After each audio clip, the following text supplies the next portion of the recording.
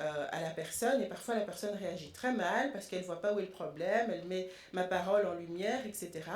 Mais en bas de page, il n'y a pas mon nom. C'est du plagiat. Alors, le 12, contredire par principe, corriger l'analyse raciale, décider de ce qui est raciste. Je radote. Hein. Donc, ici, contredire par principe, c'est on contredit parce qu'on n'a pas compris.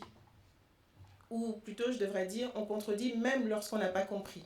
La théorie qui a avancé, l'analyse raciale qui a avancé, etc. On contredit par principe. En fait, c'est une sorte de mécanisme de défense où on met plein de mais dans sa tête. Oui, mais, oui, mais, oui, mais, oui, mais. Si vous vous rendez compte que vous êtes dans plein de oui, mais, écrivez-les. Ouvrez ce que j'appelle un carnet de résilience, écrivez tous vos mais, et puis faites des recherches là-dessus pour voir s'il y a d'autres personnes qui ont déjà eu ces mais et quelles sont les réponses qui ont été données déjà à ces mais-là, parce que vous n'êtes pas les premiers à les avoir. Donc, avant de contredire, et souvent on contredit des acteurs racisés, antiracistes, souvent c'est cela que l'on contredit, réfléchissez bien au contenu parce que parfois, en fait, on a le réflexe de contredire à cause de la personne, pas vraiment à cause de ce qu'il dit. Autrement dit, ça serait une blanche qui le dirait qu'on contredirait moins ou qu'on y accorderait plus de crédit. Donc, avant de contredire, on écrit et on analyse. J'en étais où? J'ai fait le 12? Ouais. J'ai fait le 10, je fais le 12, il faut suivre. Alors, le 13.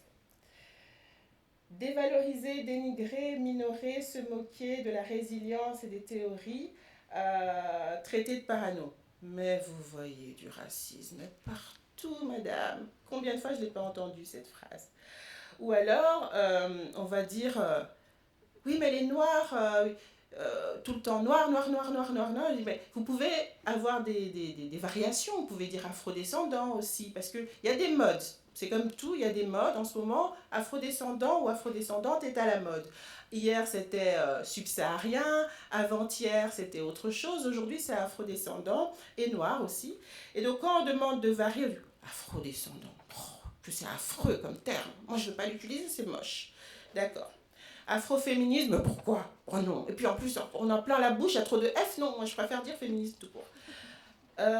Intersectionnalité. Inter quoi? Intersexualité? Qu'est-ce que la sexualité vient faire là? Non, on parle d'intersexualité. Non, mais non, oh, j'aime pas ce terme. Non, je ne vais pas l'utiliser. Arrêtez de dénigrer les théories qui servent à la résilience, les termes qui sont nouveaux parfois, qui sont créés par des afrodescendants, des femmes enfoulardées, etc., etc. Parce que, en fait, c'est ce qu'on appelle l'épistémologie, c'est la recherche. Et donc, lorsqu'on dénigre, c'est-à-dire que on veut bien, à la limite, parfois qu'il soit présent, qu'il soit là, qu'il soit parmi nous, mais on ne veut pas tellement qu'ils réfléchissent et qu'ils parlent. C'est ça que ça veut dire. On ne veut pas intégrer leur savoir à nos vies, à nos savoirs à nous. C'est ça que ça veut dire. Donc, on écoute. Si ce n'est pas pertinent à intersectionnalité, eh ben ça passera. La mode passera. Tout simplement. Non mais vraiment, je me fais vieille. Hein. À chaque fois, j'oublie le chiffre. Donc j'étais à 13. Alors, 18. Être passif, agressif, avec les militants. Bon, j'ai déjà abordé en filigrane, et je pense que ça a été abordé avant moi aussi, c'est que les militants, et particulièrement les militantes, parce que souvent elles sont féministes en plus d'être antiracistes, elles sont particulièrement énervantes, eh bien c'est elles qui se prennent souvent le plus de baffes. Donc réfléchissez-y à deux fois lorsque justement vous voulez contredire ou vous attaquer, parce que ça arrive qu'on soit passif-agressif sans s'en rendre compte, à des femmes, particulièrement bon, des femmes racisées, parce qu'en fait c'est la cible privilégiée. C'est vrai qu'elles sont aussi plus présentes dans les mouvements antiracistes, etc. Elles sont aussi plus actives, c'est vrai. Mais comparativement aux hommes, moi j'ai fait le constat avec les hommes noirs par exemple, eh bien ils sont moins souvent attaqués, moins souvent contredits, etc. que les femmes. Donc voilà, c'est une vigilance qu'on doit avoir en interne. Alors, ensuite j'ai 21. C'est la même page. On est parfois plus indigné par le travail antiraciste que par le racisme lui-même. Et ça, un allié ne devrait pas s'offusquer des stratégies mises en place, de l'architecture de la lutte que mettent en place les racisés. Il ne faut pas s'en offusquer. Pas l'allié en tout cas. L'allié, c'est quelqu'un qui pose à froid et qui analyse avant de commencer à dire plein de mais, plein de contradictions. Donc, par exemple, vous parlerez, je pense, des réunions non-mixité, quelque chose qui est très critiqué. Eh bien, l'allié s'en offusque pas. Il prend note de ces points de vue divergents, il écoute, il analyse et il attend. Il laisse passer le temps. C'est quelqu'un de patient, l'allié. Il laisse passer le temps pour voir un peu comment lui-même change d'avis ou pas, ou comment de nouveaux arguments de n'importe quel côté lui arrivent. C'est pas quelqu'un qui réagit directement en disant ah bah tiens il y a une méthodologie qui m'exclut, etc. Non. Sur la méthodologie, sur la manière de mener la lutte, il faut être extrêmement prudent parce que les gens qui proposent sont des gens souffrants. Et les gens souffrants ont le droit de se tromper aussi. C'est normal. Alors, le chiffre suivant est pas sur cette page. On a le 25, c'est vous qui les avez choisis, hein, c'est pas moi. On a le 25, le 33,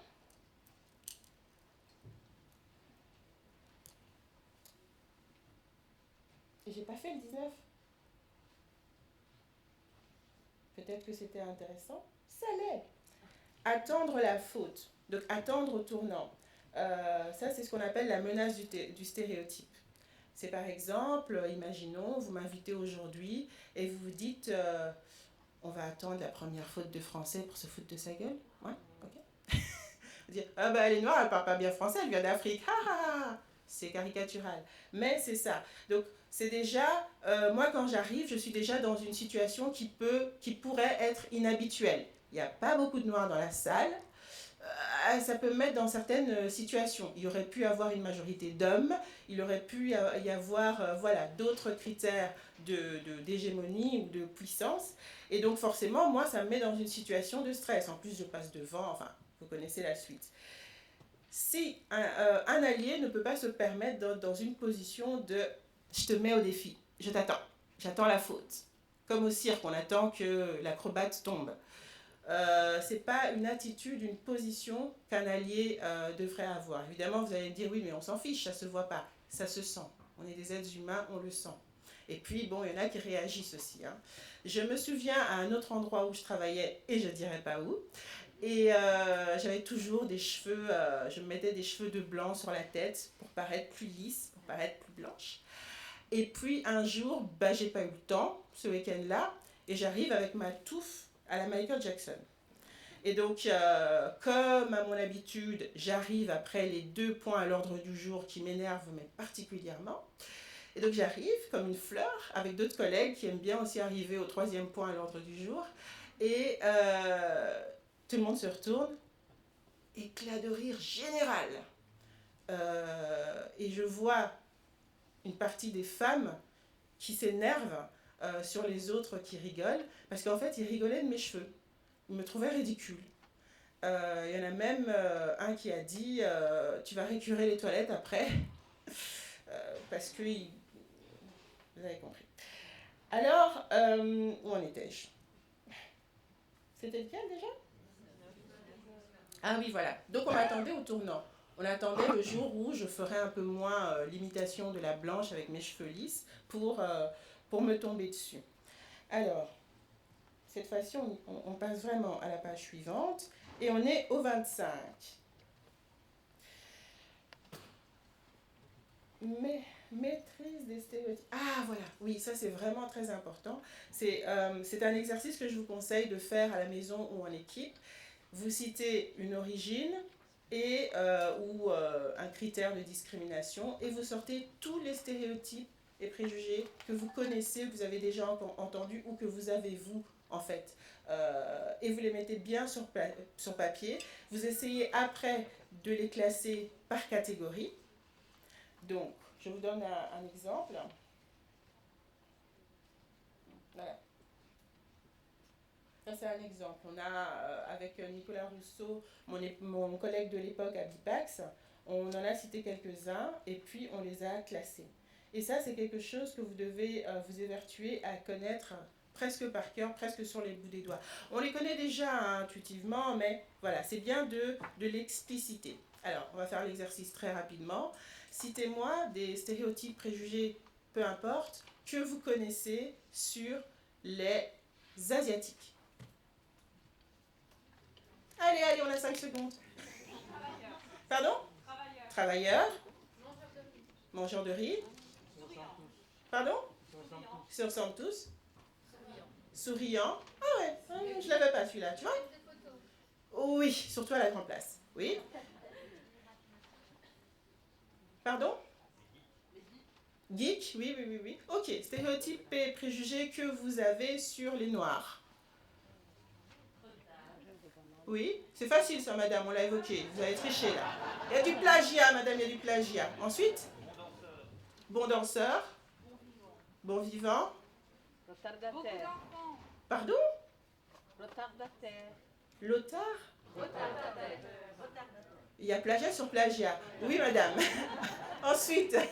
Beaucoup d'enfants. Beaucoup d'enfants. Élégant. Ouais. Ok. Eh bien, à chaque fois que je fais cet exercice, bon là c'est juste pour montrer un peu, mais à chaque fois que je fais cet exercice, figurez-vous que voilà, ça fait 23 ans que je fais ça, à chaque fois j'en apprends des nouveaux. Il y en a un une fois qui m'a dit oui, les Noirs conduisent pas bien. Ben je l'avais pas celui-là. Vous l'aviez vous? Moi je l'avais pas. C'était un wallon, c'est peut-être ça l'idée. Non mais c'est vrai. Et donc, en fait, pourquoi est-ce qu'il faut les connaître? Excusez-moi, est-ce que je peux avoir un verre d'eau, quelque chose? Merci.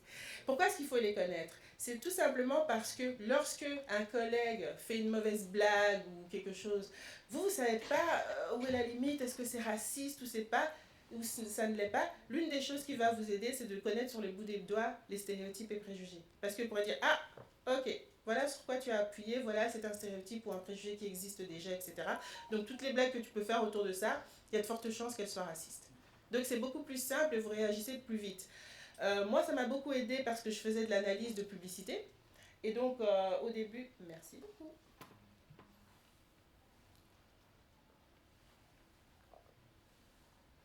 Et donc, au début, je mettais beaucoup de temps sur une affiche, je devais faire beaucoup de croquis et réfléchir, etc. Maintenant, en 2 temps, 3 moments, je dis, il y a ça, il y a ça, il y a ça, il y a ça, ok, c'est raciste. Il y a ça, oh, oui, ça va, ça passe. Donc, pourquoi? Parce qu'à force de les connaître, de les apprendre. Donc, c'est un exercice que vous pouvez faire aussi avec vos enfants, je vous le conseille. Parce que ça leur permet très tôt de faire la différence et de s'auto-limiter en fait, de dire bah, je ne vais pas aller par là parce que bah, on en a discuté à la maison, on a bien vu que c'était raciste, je ne vais pas aller par là, je m'arrête ici.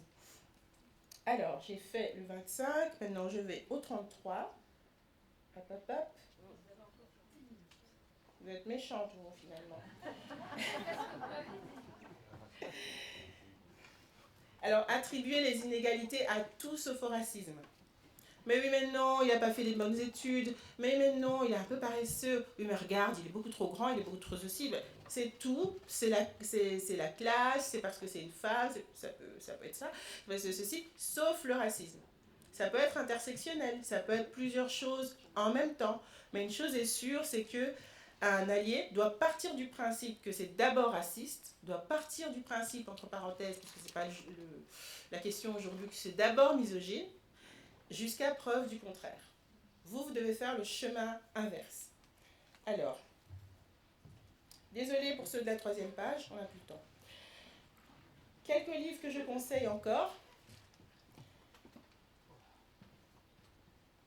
On vous enverra le PowerPoint si vous n'avez pas le temps de prendre un. Alors, il faut être conscient aussi qu'il y a beaucoup de choses qui vont bloquer en fait sa progression dans son amélioration en tant qu'allié. la transmission explicite d'une culture raciste ancestrale et pan-occidentale, les préjugés et stéréotypes qu'on a sur certains groupes racisés sont parfois et souvent les mêmes stéréotypes dans toute l'Europe.